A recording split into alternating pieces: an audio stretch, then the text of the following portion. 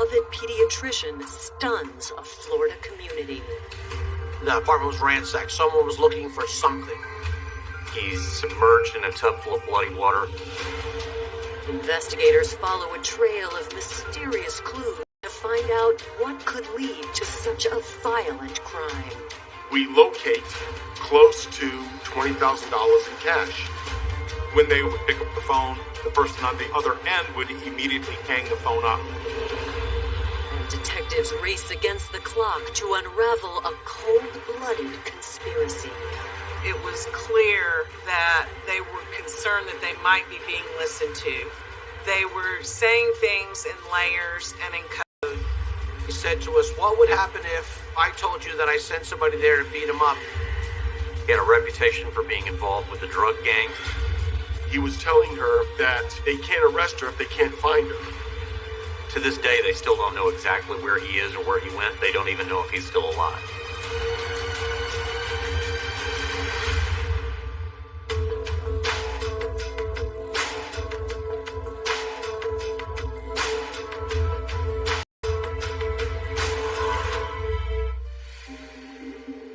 January 25th, 1994, St. Petersburg, Florida. Officer L.J. Hartzig is just beginning his shift when he gets a disturbing call from dispatch about a body found in a nearby apartment complex. It was probably about 20 to 25 after 3. I was in my cruiser getting ready to drive to my zone that I patrol when I heard the call come out. At the apartment complex, Officer Hartzig is met by a frantic young woman. Upon arrival, I talked to witness Patricia Danino. I speak to her briefly. She explained to me that the victim was in the bathtub inside the apartment. Once I entered the apartment, I saw that the apartment was in disarray and just everything was thrown about. I went into the bathroom area. I see the victim with his face down, with his hands and his feet tied behind his back with an electrical cord. I see that the tub is halfway full with water. It's bloody. All I thought about at that time was to preserve the crime scene.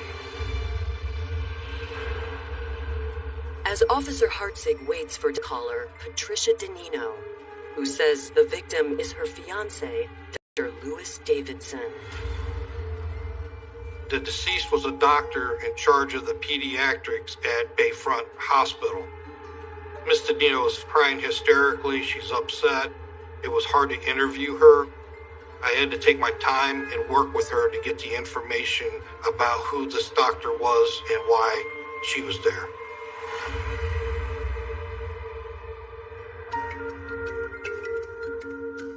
"39-year-old Lewis Davidson was well known throughout the St. Petersburg community. He was so knowledgeable. He was such a good mentor to all of us nurses doing pediatrics. Though Lewis considered the U.S. home, he'd only moved to the States in 1983. Lewis was born in Jamaica, born in Kingston. His father's a university professor, very, very smart. He had a very close family with his parents and his sisters. With his family's encouragement, Lewis had set his sights high from an early age. He was very gifted intellectually, and it was destined that he would become a doctor. He was brilliant at it. I feel like that was his calling, and he knew it. Though medical school rarely left time for dating, Lewis had room in his schedule when a beautiful young model caught his eye at a bus stop in Jamaica. Denise Davis was originally from Jamaica. She was Miss Jamaica pageant. She was a finalist in that pageant. Denise was an absolutely stunning woman. She was 22, he was 27 when they met. She was waiting at a bus stop, and he stopped in his car and offered her a ride. And I think she genuinely liked him. She genuinely loved him. After a short engagement, the couple tied the knot in 1982 and quickly moved to the States. 3 years later, their daughter Natalie was born. They got married and they moved to the Tampa Bay area where they lived and had a child together. Denise was a very caring mother, supportive, loving, and she was pretty much at home with Natalie the first few years. Dr. Davidson doted on Natalie. He'd just glow and he would talk about Natalie, and he loved her very much. After climbing the ranks in his profession, Lewis settled into his career at Bayfront Hospital. I'm in the emergency room division. He was a good man, a talented man. He had this kindness and this compassion for his job and for the people around him and his patients that he took care of. While his career blossomed, his relationship with Denise began to crumble. Approximately 1991, Denise Davidson and Dr. Davidson separated. It was at that time that Dr. Davidson moved out of the residence. He got an apartment in St. Petersburg, and she remained in their home in Tampa with her daughter Natalie. In October of 1993, Lewis and Denise decided to make their separation legal. Dr. Davidson had developed a new relationship with Patricia Danino. Patricia Danino works for Bayfront Hospital within the emergency room pediatrics where Dr. Davidson works. So they started off just knowing each other from the hospital, and at this point in time, they were boyfriend-girlfriend. Lewis was the only one who had moved on. Denise Davidson still lived in Tampa. She developed a relationship with a gentleman from Jamaica, Leo Cisneros. So Dr. Davidson and Denise Davidson were kind of going on with their lives. Not long after their separation, St. Petersburg homicide detectives have just arrived at Lewis Davidson's apartment, where his girlfriend Patricia found him dead in a bathtub. I arrived just after the initial officer on scene, Officer Hotzig, had spoken and took the initial statement from Patricia Danino.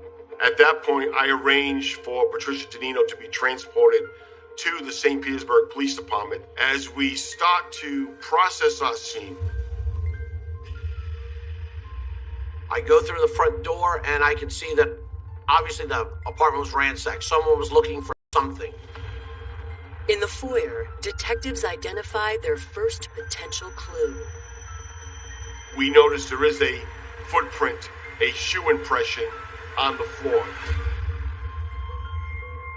Whether it was wet or grease or oil, whatever may have been on the bottom of the shoe, left an impression on that tile. It was a certain make, a Voigt, which wasn't a real popular type of shoe, and it appeared to be about a size 9. Detectives also find what appears to be evidence of a struggle. I can see items thrown on the floor.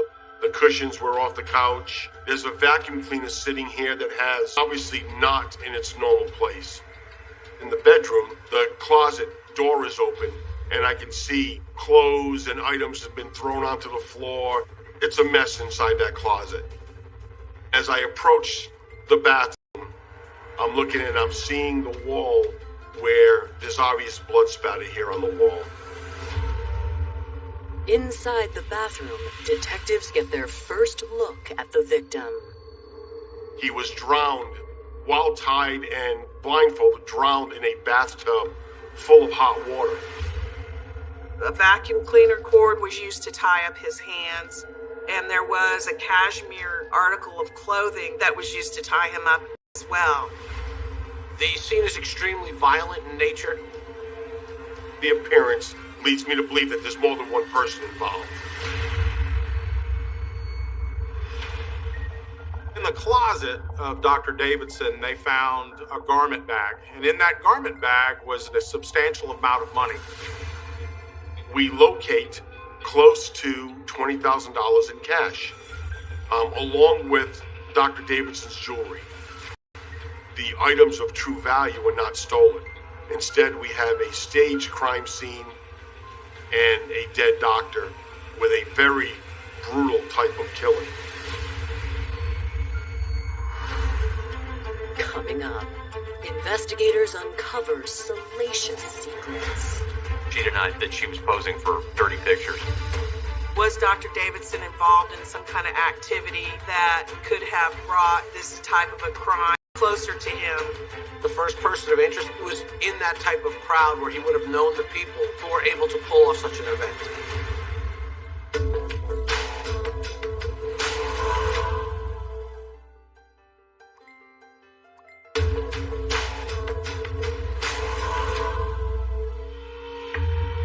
St. Petersburg detectives are investigating the vicious murder of pediatric emergency doctor Louis Davidson. Dr. Davidson was hogtied. He was blindfolded, gagged, and bleeding from about the head area, and then the bathtub was filled with, at that time, still warm water. While CSI techs finish up their search for additional evidence, investigators turn to Louis's neighbors for leads. We identify 2 witnesses that observed a couple playing with a ball around 9, 10 o'clock in the morning, just outside the doctor's apartment in the area by the pond. There was a black man and a white woman, a blonde-haired woman, we see here in Florida. They noticed the young lady appeared to be more of a British-type accent.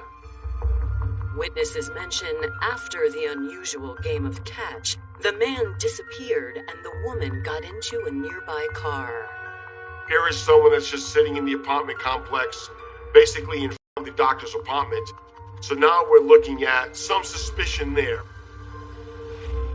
While officers continue canvassing the neighborhood, detectives head to the station to conduct a formal interview with Dr. Davidson's girlfriend, Patricia DeNino.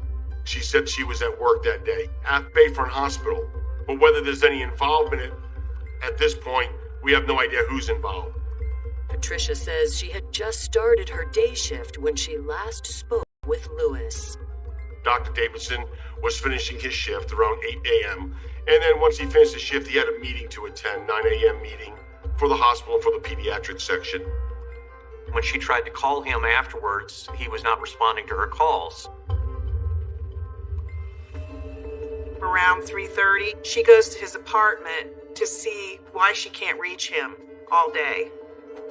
When she arrives at the apartment complex, she enters into the apartment. The door was unlocked but closed. And she starts to notice that the apartment's in disarray. It's at that point that she enters the bathroom and she discovers Dr. Davidson in the bathtub.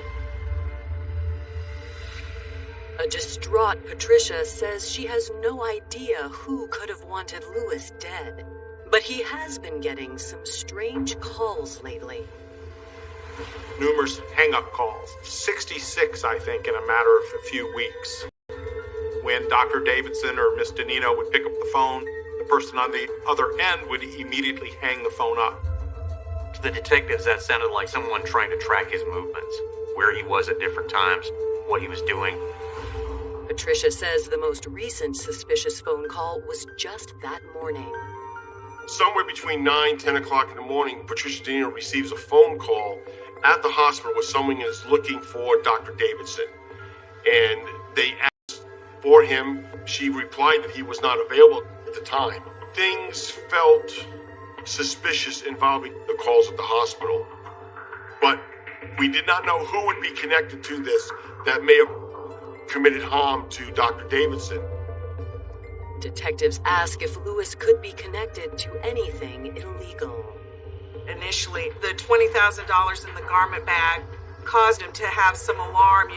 Was Dr. Davidson involved in some kind of activity that could have brought this type of a crime? She is explaining to me that the doctor would keep money in his closet so that not all his money was in the bank account because of the divorce situation.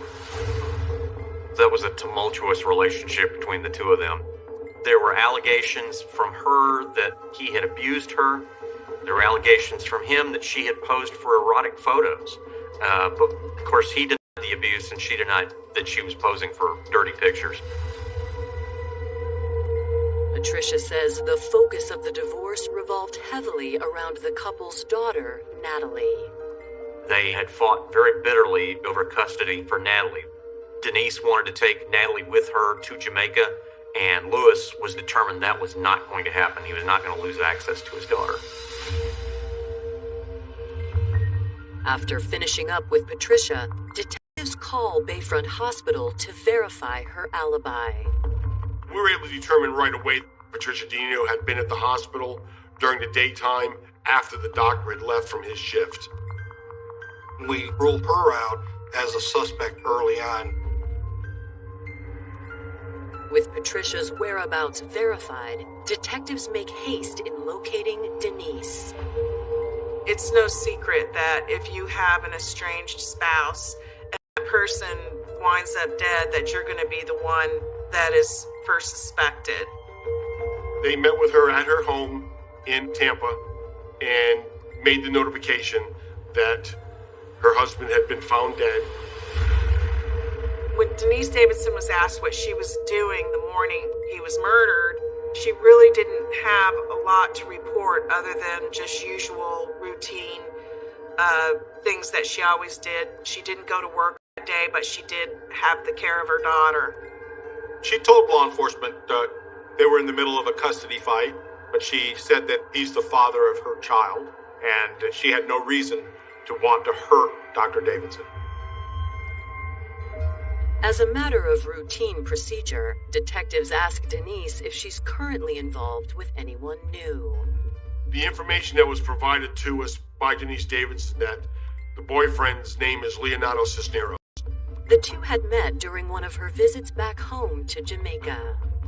He seemed to become really enamored with her. He, at one point, then asked her to marry him. Denise was questioned about the whereabouts of her new boyfriend, Leo Cisneros. She indicated that he was back in Jamaica, that he had not been in the Tampa Bay area at the time Dr. Davidson was killed.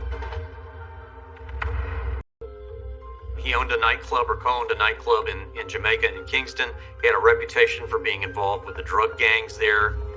We were able to determine that several years prior, he'd been arrested during a traffic stop in Georgia, and a warrant had now been issued for trafficking narcotics.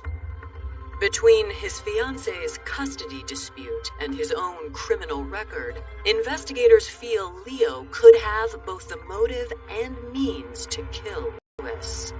He definitely was in that type of crowd where he would have known the people who were able to pull off such an event.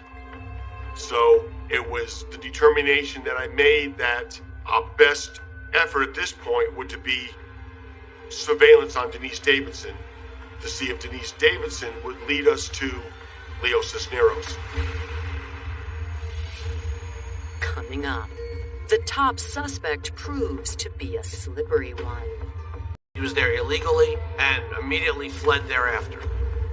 And watchful eyes soon witness an unexpected twist. After the murder, she sent $15,000 via Western Union.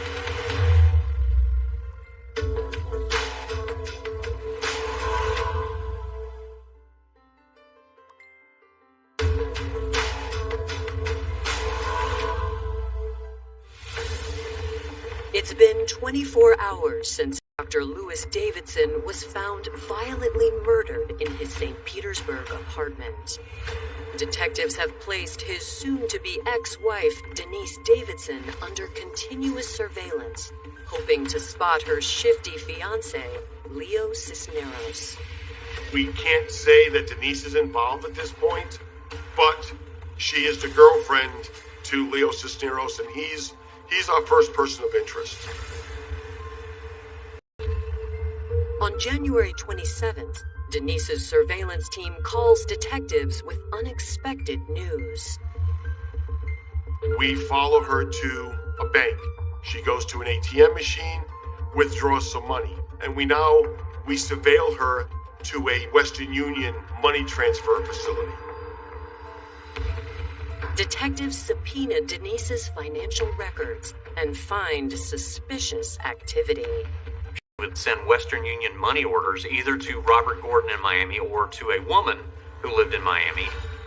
She had sent some money prior to the murder, about $7,500, and then after the murder, she sent another $7,500. So all told, she had sent $15,000 via Western Union. Detectives first look into the name Robert Gordon and find A gentleman from Jamaica. He was known to be an associate of Leo Cisneros, who's Denise Davidson's boyfriend. He did have a criminal history, so immediately that began to tie everybody together. One of the last Western Unions that was sent was by Denise Davidson to Carol Cason in Miami, Florida. Though Carol seems to have no obvious connection to Leo or Denise, detectives continue to monitor their communication. We looked at a lot of the phone calls that were being made by Denise Davidson and phone calls to Denise Davidson and noticed some numbers that kept repeating. One of these numbers was to a bar in Jamaica called Peppers. We were able to ascertain through a lot of folks that Leo Cisneros was a part owner of Peppers. Detectives reach out to Leo directly. He was in Jamaica. He was actually at Pepper's Bar in Kingston. I left a message for him there at the bar. He actually returned my phone call. Leo told me that he had troubles in the past in the United States for drug trafficking and that he couldn't use his real name to travel to the country. So he would utilize fictitious passports. And that's how he was traveling back and forth.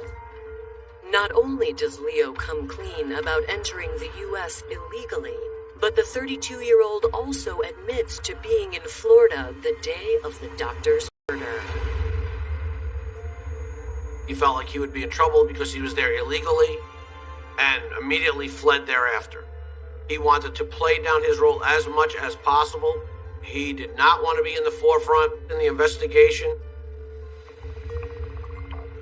Though Leo claims innocence in regard to Lewis's murder, detectives suspect the contrary. We make the determination that we're going to do a wiretap on Denise Davidson's phone.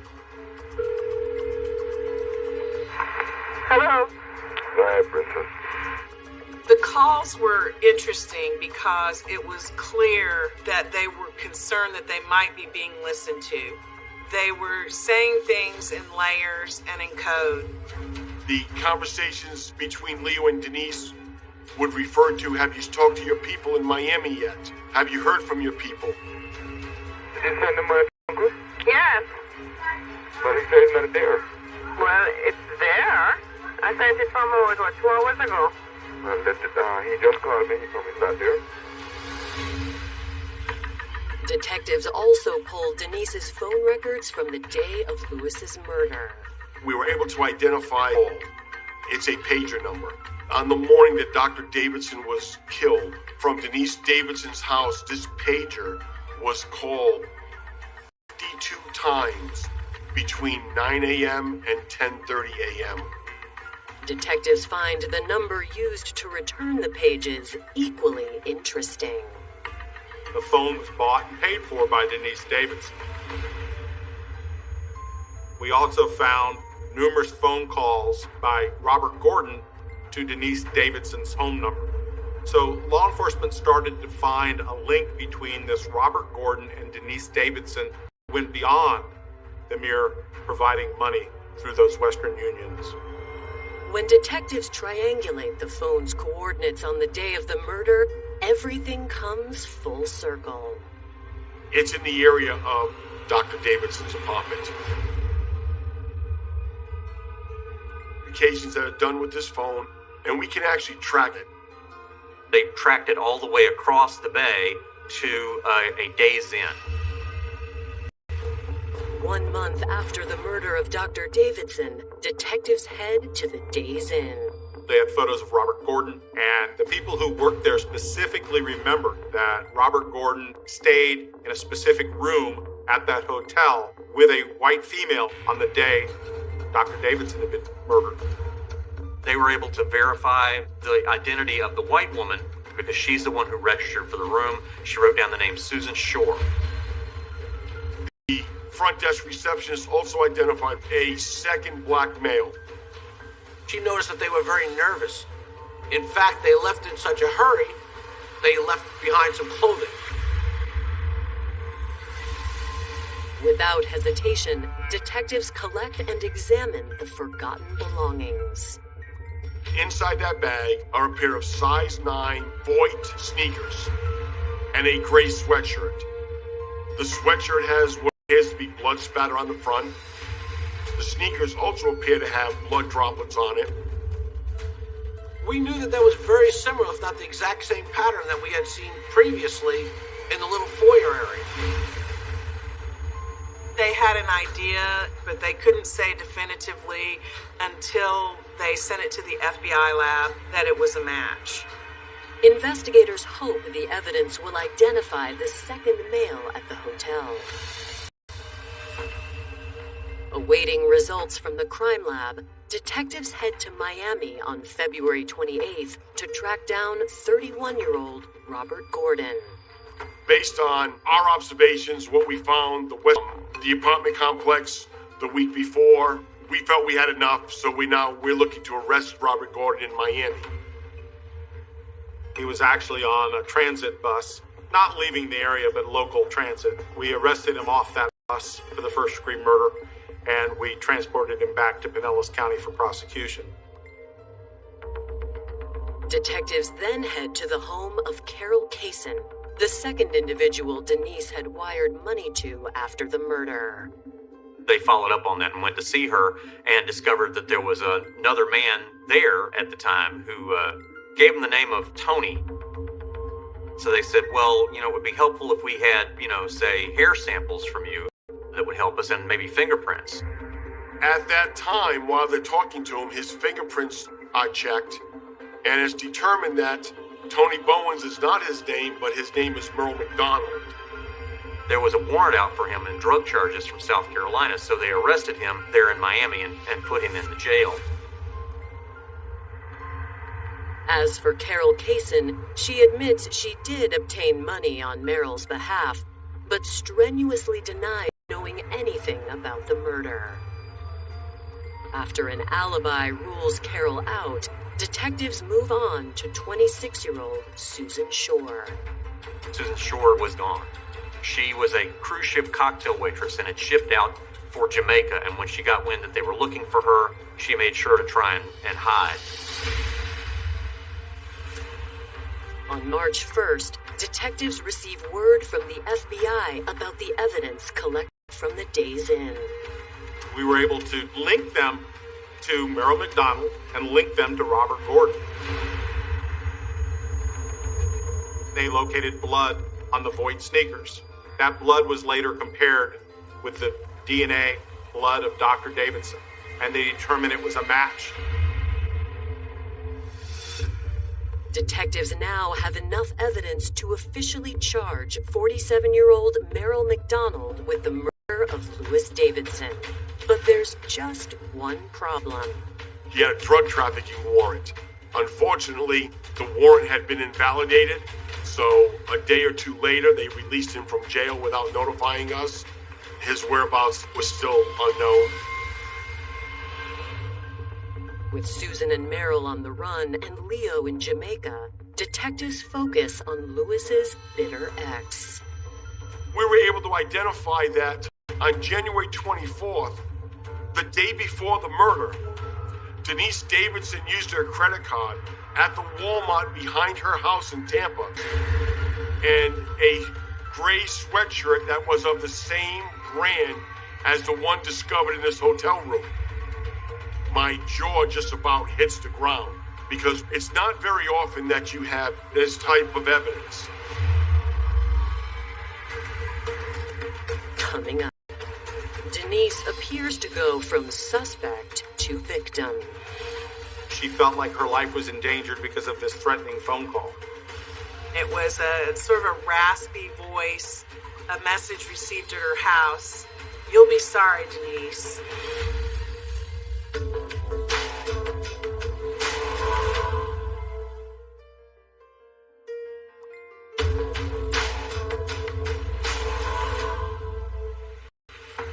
Just over a month after the murder of Dr. Louis Davidson, detectives suspect the crime was orchestrated by the victim's estranged wife, Denise Davidson, and her new man, Leo Cisneros.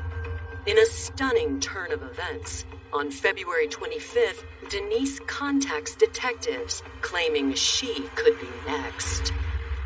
She calls me and says, Detective Salona, someone's threatening me. She's basically trying to say, hey, these people that killed her husband are after her. It was a sort of a raspy voice, a message received at her house. You'll be sorry, Denise. She felt like her life was endangered because of this threatening phone call. Little did Denise Davidson know that at the time that phone call was made, Denise Davidson was under surveillance. And they actually witnessed Denise walk out of the business, go to the payphone, and then call her own home. As evidence continues to stack up against Denise, detectives continue monitoring her calls for another week. Denise Davidson and her father in Jamaica had a conversation. She felt like the police were closing in on her. And her father suggested that, they can't arrest you if they can't find you. We let the surveillance know, look, just be on a little heightened alert. And it was around 5 o'clock in the morning on March 4th that I get the phone call from the wire room that says, hey, surveillance just notified us. Denise Davidson's on the move. It looks like she's heading towards the airport. They follow her right to the airport, right to the ticket counter, and stand in line behind her as Denise purchases a one-way ticket to Kingston, Jamaica. As the FDL agent puts the handcuffs on her, she thought she was still under the court order that had been given her and Louis during the divorce proceedings not to take Natalie out of the country. So she made arrangements to leave Natalie and go down by herself. We had detectives travel to Jamaica. Detective DeSaro actually went to Jamaica and interviewed Leo Cisneros himself. The first time we went to speak to Leo, he denied any knowledge of involvement. One of the interesting things that he said to us was, what would happen if I told you that I sent somebody there to beat him up and they just got carried away? DeSaro wound up slap cuffs on him and drag him back that day from Jamaica, but unfortunately we just couldn't get the warrant issued to us. Back in the States, detectives keep plugging away at their case. And on March 22nd, they finally catch a break. We had a warrant issued for Susan Shore, and Susan Shore was located in Kingston, Jamaica. Kingston police had identified her and stopped her. Susan Shore is immediately extradited back to the States. In an interview with detectives, the 26-year-old comes clean about her role in the crime. She really didn't know Gordon and McDonald at all. She had met them at the Hialeah racetrack in Miami. She was basically asked to drive McDonald and Gordon up to Tampa Bay. She maintained that she did not know the real reason why they were being asked to be driven around in the St. Petersburg area. Susan tells detectives she drove Robert and Merrill to the Days Inn on the night of January 24th, 1994. She had done it in exchange for $100. It turns out the reason why they were doing that and the reason for the 52 calls to the pager were because they thought that Louis Davidson was going to get home about 7 in the morning. But he'd been held up by a meeting, so they were kind of killing time waiting for their victim to show up.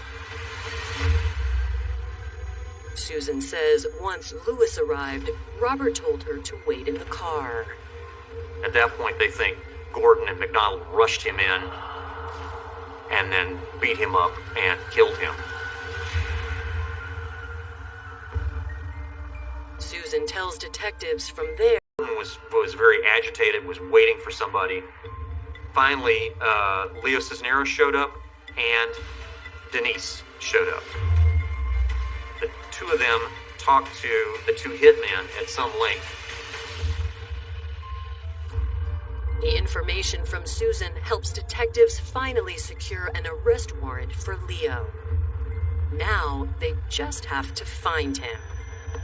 We were going back to Jamaica. We had a warrant for Leo Cisneros to arrest him, and he had fled the country. With Leo on the lam, detectives turn their attention to the other accomplice yet to be accounted for, 47-year-old Merrill McDonald.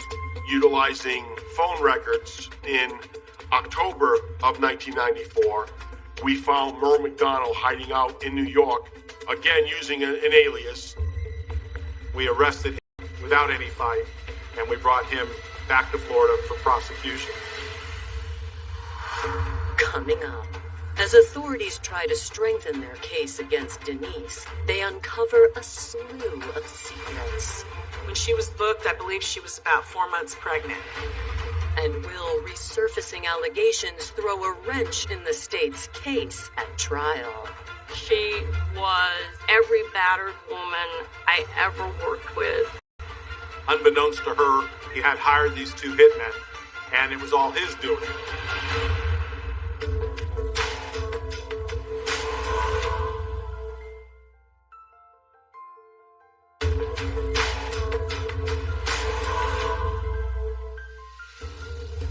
St. Petersburg detectives have arrested 4 individuals in connection with the brutal death of 39-year-old Dr. Lewis Davidson. Now we had Denise Davidson, Robert Gordon, Merle McDonald, Susan Shore, all in custody, and the only person we were lacking was Leo Cisneros, who had fled Jamaica. With Leo on the run, authorities continue strengthening their case against the others and find 2 substantial motives. Denise Davidson had notified the county jail personnel that she was pregnant. It turns out that it was Leo Cisneros' child, which sort of gave an added urgency to her wanting to move to Jamaica to be with him. But she couldn't go to Jamaica unless Lewis let her go with her daughter, and he was making clear that that wasn't going to happen. We also found there was a life insurance policy on the life of Dr. Davidson for $400,000.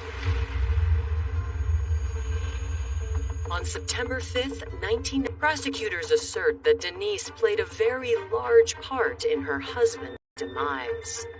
Denise Davidson had hired the men, had paid the men, had provided the men, the cell phones to utilize. After the murder, Leo and Denise came to the Days Inn and met with Robert Gordon and with Merrill McDonald and talked to them at some length. So that really nailed down that Denise was very much involved in the murder. Prosecutors surmise that on January 24th, 1994, Robert, Merrill, and Susan waited around until the doctor got home. And then the 2 men attacked. The struggle really goes on from almost the moment that Dr. Davidson opens the front door. We never knew for sure exactly what it was they used to bludgeon him with. He's been hogtied, his arms and feet tied behind him with a vacuum cleaner cord and a cashmere belt. And he's been submerged in this tub and drowned. The defense counters by placing the blame entirely on Leo Cisneros. Denise Davidson's defense was that she had nothing to do with this. Unbeknownst to her, Leo Cisneros had hired these 2 hitmen, and it was all his doing. To bolster their claims, Denise takes the stand in her own defense. The defense presented Denise's case as if she had been a victim of domestic violence. She was once again the victim of a man who would want to control her, which would be Leo Cisneros.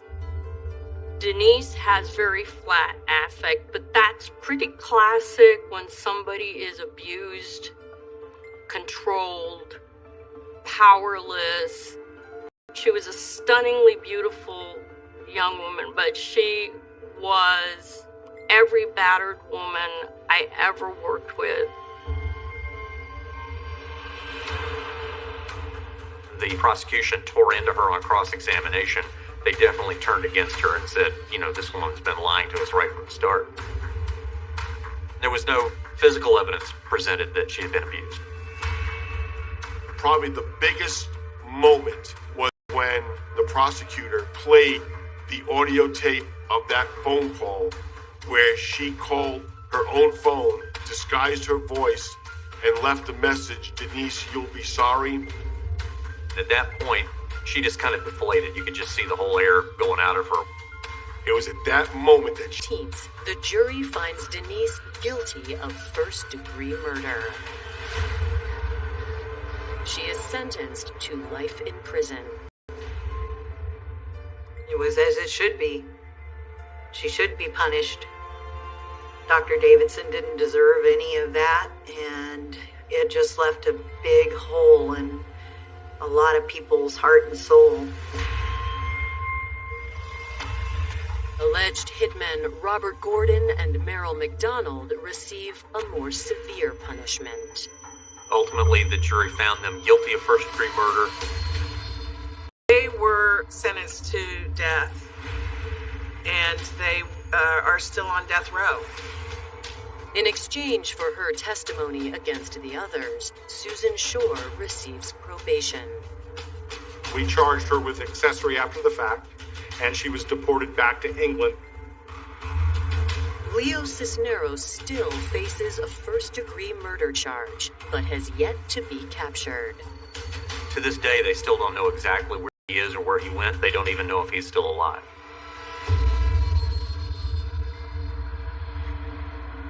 Denise continues to maintain her innocence. She has never wavered on that. And she now believes that Leo was the one and only responsible for this, and felt that he intentionally let her take the rap for him. For those who knew Dr. Lewis Davidson, his memory will live on, despite the tragedy of his death. His family and those closest to him had their heart and soul ripped out, and the world is certainly worse off for not having him in it.